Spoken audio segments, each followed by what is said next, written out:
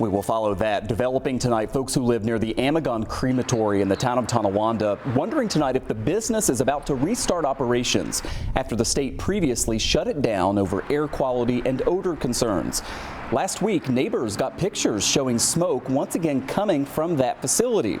Assemblyman Bill Conrad represents that area, and he joins us live here tonight. Sir, it's great to have you on the show. Over the weekend, folks still sort of concerned about this and wondering what the future holds there. The DEC told us that it was an empty unit that was basically testing a pollution control device, that no cremation actually occurred last Thursday, and that the DEC will monitor things. But what do you believe is happening there, and what are you hearing from your constituents?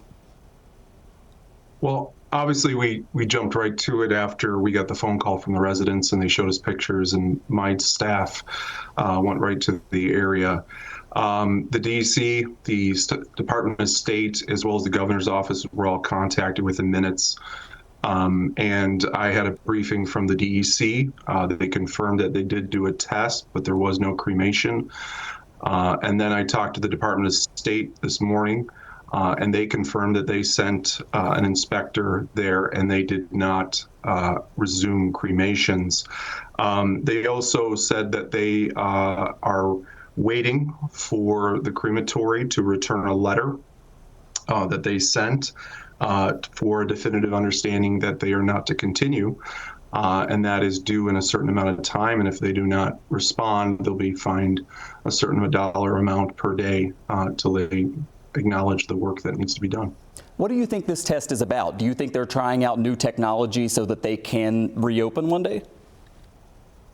You know, I can only speculate. I was told it was certain scrubbing material that was being tested from our DEC cohorts, our folks over there that visited.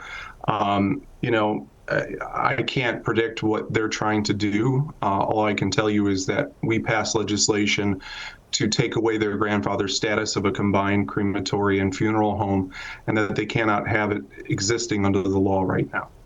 We reached out and actually spoke to someone at the facility there and thought we were going to get a statement sort of explaining what happened, but that was Thursday. We didn't get anything Friday, over the weekend, or today. Finally, let me just ask you, do you hope that the crematory portion of that remains closed, or do you think there's a way for all the sides to come together and figure out a way for it to open the right way and operate correctly?